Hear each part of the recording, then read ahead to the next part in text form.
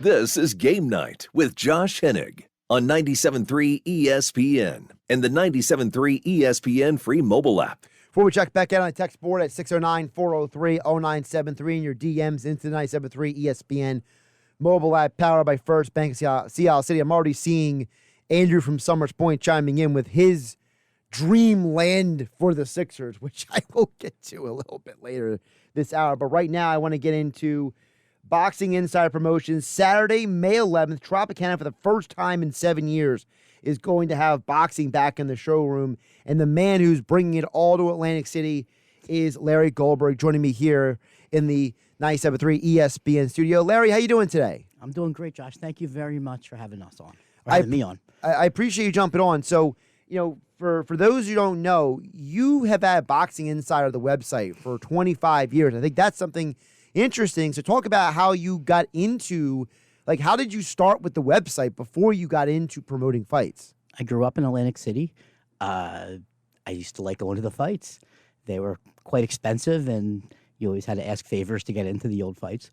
So there were the media passes, and in the old days at Trump Plaza, you couldn't walk to the casino. So when I was underage, you have to walk all the way up and then around and then down the escalator. And up there is where they had the media room. So when I was a kid and they had the big fights, I would sneak in and, we'd steal a press kit, meet all the people.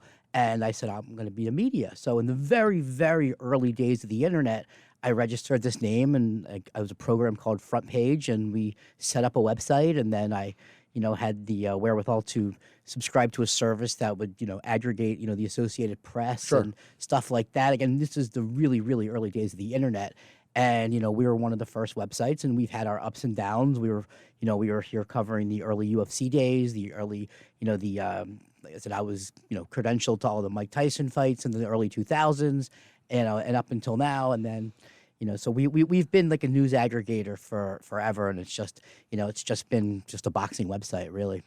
So the cool thing about this is, like you said, you were at all these fights in Atlantic City. You're from South Jersey originally. So you're not, just I'm because, from Margate. You're not, this is not unfamiliar territory in terms of, this area, this area has a history in the fight game.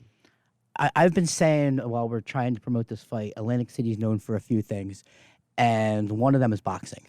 And boxing has a rich history in Atlantic City. There was an era when there was, on a Saturday night, there was 2 boxing matches going on head-to-head. There'd be one going on in the afternoon, then there might be one the next day on the afternoon. Like, there was a ton of boxing.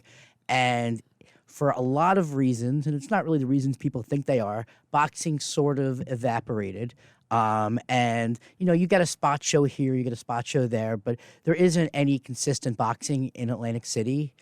And like I said, we're aiming to change that.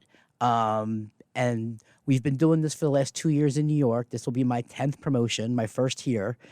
And, we're bringing, what we call club boxing. These are kids on the upswing. These are young fighters, and it's good action. We've got a very good matchmaker, and we've done 9 of these events in New York at Sony Hall, and, we always have good action. I mean, every once in a while, there's a stinker. You can't do anything about that. Sure. But, generally speaking, people leave with a smile. There's always an upset. There's always a knockdown, a knockout. And like I said, it's a fun night of boxing that we've been putting on. And the important thing is just to feature the young kids. We give them a platform that they're unencumbered, whereas, most of these small promoters, they'll sign a fighter and say, well, if you want to fight on my card, I need to own you for the next 2 or 3 fights. We sort of, it's very transactional. They come on, here's an opportunity, which of course gives me leverage to then have these guys fight in more difficult fights. And I mean, while we'd like to make 7 or 8 fights every time that are Gotti Ward, the truth is, in reality, that's not really possible. But so what we're bringing to Atlantic City is an 8 or 9 fight card. We're featuring 4 or 5 of the best prospects from New York City. And these are guys that we would have been featuring in Sony Hall, but we wouldn't have been able to get all of them on the card. Then we have a 13-0 prospect named Avius Griffin. We have Mr. Atlantic City, Justin Figueroa. We have John Leonardo, who's from Middle New Jersey. He's fighting a guy named Frank Gonzalez in our featured match. We have a kid going pro named Kobe Williams, who is just awesome, from the won the New York Golden Gloves. We have a pretty good fight. We've got Price Taylor, who's a heavyweight that, I think Atlantic City needs to look at. Atlantic City loves a good heavyweight. He's fought on our last card in March. And, of course, Mr. Atlantic City, Justin Figueroa, who literally could be the next mayor of Atlantic City. Now, before we get to more about Justin, because I think Justin is a guy that the area is familiar with for a variety of reasons. You and I were talking before we jumped on, full disclosure, and you were talking about how there were 16 professional fights put on in New York State last year, and you did 6 of them. Yeah, so that's unheard of. You have no idea. You guys have no idea. So boxing died in New York City during the pandemic. Yes. And the promoters, if you read this thing, the New York has high insurance. And I could get into the weeds sometime and explaining to that, but not for today. What ended up happening was... Sounds like a topic for a podcast. Oh, we could go on for 6 hours. The boxing was dead in New York State. And one of the reasons was, it's not like here where you've got little ballrooms. You got to play at Madison Square Garden, or there's nowhere to go. Right. So it was a combination of, I had done some amateur events, and we found a place called Sony Hall. Sony Hall is a concert venue, would hold about 1,000 people. And I took the concept when I used to go to the fights at Bally's and at Claridge and Sands and resorts, which were the most fun places to go see those fights. These little ballrooms would be a few hundred people, and they're guys you never heard of, and they would be great fights. You give me memory flashbacks. You mentioned Sands. Nice. Oh, yeah. They had great fights pull by there. you. That ballroom, or the Cooper Room. And, so I used to like those fights. So I designed the series around that. And when we did one, the New York State Athletic Commission liked dealing with me. And one of the reasons they liked dealing with me was I wasn't like the normal promoters in the fact that I didn't own the fighter. And because I don't have a contract where I own the next 10 fights of, Price Taylor's career, I'm going to put him in more difficult fights. And it's going to be more fair. If I had owned his career, I'm going to have him fight you or I, and he's going to get a one-round knockout and move on. And so, the venue liked us, and what we were doing was small boxing. Everyone else that came to New York City was running the Garden. So, again, when I say we did 6 of 16, we were doing shows that, on Broadway across from Hamilton that, we would draw, about 400, 500, 600 people a show. And like I said, and it was a really, really good scene. And we are credited for bringing boxing back to New York after the pandemic because all the other promoters either aged out of it or just stopped doing it. Talk with Larry Goldberg, of course, Boxing Insider Promotions. Saturday, May 11th is the event in Atlantic City at Tropicana.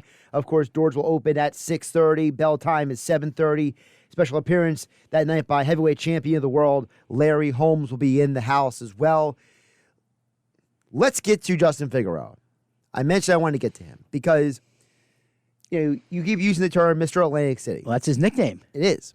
But part of the reason why he's Mr. Atlantic City, not just because everybody knows him, is because of the fact that this guy he's a beach patrol guy who's also a rising star in the boxing ranks. So for you as someone who, you're a South Jersey guy, but you've also been doing fights in New York, right? So what, combining those two perspectives, right? Knowing Atlantic City, knowing boxing, what is an appeal for you as a promoter with Justin Figueroa? So I got the opportunity to do it here. I put in and got our license. We found a venue, but I wasn't really ready to pull the trigger. And I got an email from Jolene Mazzone, who was his manager. She is more famously, she was the former matchmaker for Main Events, and she had made a lot of the big fights in Atlantic City over the years. And she reached out to me about him, and it just and as I said to Justin when I met him the first time, I said, you were like my first and second choice to come here. So if I had just had the license and I didn't have Justin Figueroa, I don't know if I would have pulled the trigger on the show. But so it was a perfect marriage, as they say, for this event. And, Justin and I have hit it off. Justin has what you call that it quality. You don't know what it is until you see it. He's charismatic. He is the real deal. And the kid's going places. And, he's like the perfect fighter. And like I said, like you said, he's very popular. Everyone wants to see him fight. And it made the perfect sense for, especially for the story, is I am the first promoter to ever promote in Atlantic City that's actually from Atlantic City. So doesn't it make sense that I'm going to feature the top guy that actually lives in Atlantic City? Naturally, yeah. So it was the perfect situation, and I'm already egging him on to try to commit to our next show here. So Justin's invited to all the shows here, and like I said, I'm really looking forward to his fight. We actually, if you had a second, we had him matched. Like, I'm going to pull back the curtain a little bit. People don't really, know how this works. So we have a match, and it was a good match. And the guy signs the contract. We sent the contract into the athletic commission. Like, the fight's done. The fight's made. We get an email, a couple of nights ago. Get a screenshot of a text. The opponent pulled out. It's just not a good fight for us right now. It's not a good fight for him because the guy goes and looks up video and sees that, hey, he's probably going to get knocked out. Right. So he pulls out. But again, the way it is, we have a matchmaker, Eric Botcher, who's been doing this for 30-some years.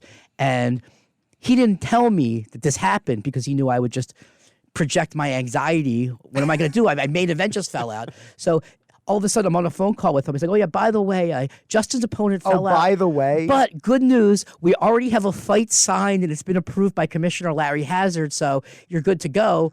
And I'm just like, oh. So Justin's fighting this guy from Detroit. He's a tough kid. And like I said, it's going to be a good fight, but it's like one of those things where I text him today. I'm like, yeah, so you hear about your opponent? And he just sent me emoji of his him hitting, face palming himself. So, like I said, it's crazy stuff that goes on, especially in the world of minor league boxing. I like the fact you mentioned the minor league boxing. Can we hit on that for a minute? Because what I've been explaining to people in talking about the promotion of the fight is the fact that you are seeing the future of boxing. It's like when somebody, like you mentioned, minor league, somebody goes to the Lakewood Blue Claws, let's say, or they go to whatever minor league town and they see the future of baseball, right? It's the same thing with boxing. It's the same thing with any of the fight game, whatever, for example, MMA, might have CFFC, for example, right? It's the idea that you are seeing the future of the sport in front of, smaller crowd at times. You're not putting them in, Dallas's stadium, right, with hundreds of thousands of people, but you're seeing these guys before they get to that point. And the great thing about Justin is, people some get confused about, the boxing and the rankings and all that stuff, but Justin is legitimately on a trajectory. Oh yeah, he's to got be great a management. champion in probably the next few years. Oh, for sure. Look, there isn't a minor league system for this. So you see a guy like Conor McGregor, you see these top guys in MMA. Well, they all had a few fights before they came to the UFC. Some of them more than a few. And so if it wasn't for Cage Fear, if it wasn't for Ring of Combat, which, again, Atlantic City has two of the premier, I don't want to be insulting and call them minor leagues, but we'll call them independent. I don't know what the proper word is, but they have sent so many fighters to the UFC. Correct. But in boxing, that's like a dirty word. And on my case, I've had... Really quick, why do you think it's a dirty word? Well, because in boxing, the simple fact that I would have a promoter tell me, the simple fact that I featured Justin Figueroa and I'm now promoting him, I should have dibs on everything, and I should be able to own him lock, stock, and barrel. I should be able to sell him to another promoter without him knowing this. And there's a lot of really dirty business that goes on behind the scenes. So when people criticize Dana White and the UFC for some of their dealings, I can tell you, and I don't mean that as a fan. I have my own opinions as a fan. But now as just actual promoter, what they do is so much cleaner than what goes on in boxing. The 100%. Standard operating procedure. You couldn't own a fighter and then give him to the it's completely different. The UFC doesn't say, they don't go to, let's say, the PFL, for example. PFL is the number 2 MMA organization in the world, for those who don't know. I've covered MMA and boxing for years. Like, I've covered both UFC and PFL, for example. And there's never a time where the PFL and the UFC make a trade. They don't trade off fighters. They wait for your contract to expire or you lose. Yeah. There's no love. And that's why it's cleaner, as you put it, because there's much more structure and organization for for the entity. But you're never going to make those fights where you've got one guy in the PFL and another guy like those kind of dream fights. Now in boxing, if there's enough money, those fights can happen. Now you might see Nagano and John Joe. That fight may happen because the Saudi Arabians are going to throw him, $100 million. But short of situations like that, it's like you're on your channel, like WWF and WCW in the old days. Yep. Like you weren't going to see guys go back and forth. Right, you weren't seeing Hollywood Hogan show up on WCW. The next week he shows up on Monday Night Raw. It was just no. Now, talking about the Golden Gloves fighters you have on this card, for example, John Leonardo. Tell the folks about who John is what impresses you about him. I like John. He's got the look. He's really good. He had sparred with a lot of the guys that I know in New York, and he had contacted us. His dad had contacted us 6 months, 8 months ago to get on one of our New York cards. Mm-hmm. And so when the New Jersey thing had come up, he was on the back. Him and Justin were my two top choices to come on to the New Jersey cards. Okay. So the minute we got the date for Tropicana, I had been DMing or emailing with Justin's manager, but I reached out to John Leonardo's father, and he said, look, as soon as the date's confirmed, we're going to do a deal. And we did a deal. We put him on a fight, again, in a real fight. And it was one of those things where we had a deal for John Leonardo to fight on this card, and then all of a sudden he posts online, he signs with a different promoter. I'm like, what does that mean? And now all of a sudden his promoter is saying, well, Frank Gonzalez is too tough of a fight. I would put him up against, me or you. And it's like, no, he's fighting this guy, or he's not fighting. And so, like I said, it's kind of just the business of boxing. But it was, he was a really decorated fighter, and again, the type of fighter that we like to feature. Because again, if I can just go back to what we do in New York, I started this promotion. There's a female fighter named Heather Hardy. Yep. She was my fitness coach after the pandemic. She needed a fight. I gave her 2 fights on my show. And it's very difficult to get opponents proved in New York because they have different regulations. And she won those 2 fights, and she got that fight against Amanda Serrano and got a huge payday off of it. I've had other fighters. Christina Cruz came on, had 2 fights on her card, got a title shot. We've recycled many careers. There's at least 7 or 8 of our fighters have fought on my card and then gone on to fight at the Garden. And so, like I said, it's the stepping stone, because if they don't have a place like me, the bigger promoters aren't going to know about them. Again, it's Boxing Insider Promotions, Saturday, May 11th, Tropicana Atlantic City. Again, Mr. Langston, Justin Figueroa, John Leonardo, 2 of the many great young fighters on the fight card. Again, Ticketmaster.com for your tickets. You'll be giving away tickets, by the way, this Sunday with The Locker Room with Billy Schweim. We'll also have tickets to give away next week here on 97.3 ESPN on Game Night as well. Now, Larry, before I let you go, if you'll indulge me for a moment, a non-event that you are not promoting, what do you think of the Canelo fight this weekend? I can't wait. The back and forth between Canelo and De La Hoya is hysterical. Don't even get me started on De La Hoya. But no, this is a great fight. This is, it could be an upset. It could not be. It's the kind of fight that if you're a boxing fan, you got to watch, and it's on Cinco de Mayo. I think that it's going to be a really good one. For you, when you think about Canelo, where does he stand for you? Because I think he's the face of boxing right now. But all the time, like people. It's hard all the time because people are always going to go back to Ali and the different eras. Sure. I can just say that right now, he's the guy. He's the guy right now. Now I say that because, who knows where everything flushes out with Ryan Garcia, but he might be the guy right now too. But right now, Canelo is the undisputed #1 guy in boxing. Is there someone after Saturday you want to see him face off with? There's a lot. He's going to fight. Who's he going to fight? They already have a fight. Was it Benavidez? I think he's going to fight in September. Again, it all just depends on the promotional thing. He had, he went back and forth before this fight with Al Heyman and these guys, and then they blew it up 15 times. Well, that's what's confusing for the average person out there. Because the average person has no idea, and they don't care. They lose track of who these guys are fighting. Like you telling me that Canelo's fighting Benavidez, for all I know, in 2 months that could change. Of course, it's going to change in 2 days. It's going to change in 2 days. And I mean, you can't keep until it's signed and approved. You can't, you just. It's not like But don't some of these guys also back out even after it's signed and approved?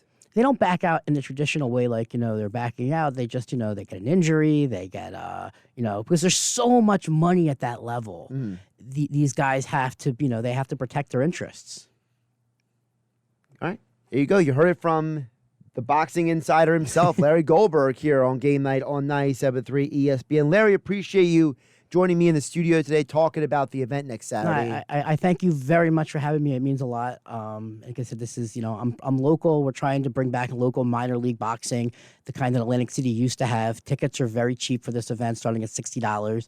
I hope that people will come out and support us, because if we can draw a good crowd and people want to come back, we will continue to bring fights like this to Atlantic City. That's the conversation we've been having for years down here, is that people want to bring events here. I literally, I can't say exactly who, but I was literally having a conversation with somebody earlier today, and about how, like, hey, why don't you guys come back to Atlantic City? And they literally told me, they said, because we didn't get the response that we wanted. And you have these great places like Tropicana Atlantic City, like Boardwalk Hall. These beautiful ballrooms. I mean, you couldn't ask for a better setup. You couldn't ask for a better athletic commission. You couldn't ask for the casinos. Everything is perfect here. But if the people don't decide to come out, I mean, I'm better off doing these shows in New York. Yeah.